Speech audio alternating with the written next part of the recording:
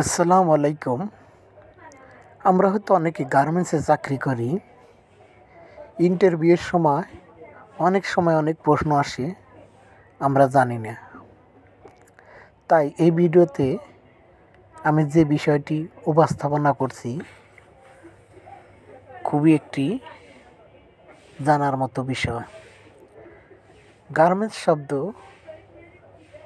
পোশাক, কিন্তু এই পোশাককে অ্যাব্রিভিয়েশন করা হয়েছে। যেমন গার্মেন্টসের প্রথম অক্ষর জি।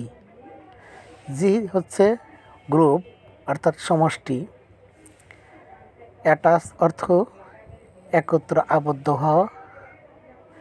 আর the requirement অর্থ প্রয়োজন।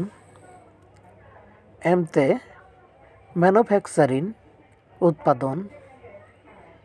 ইতে এক্সপোর্ট অর্থাৎ রপ্তানি। এনতে ন্যাশনাল জাতীয়।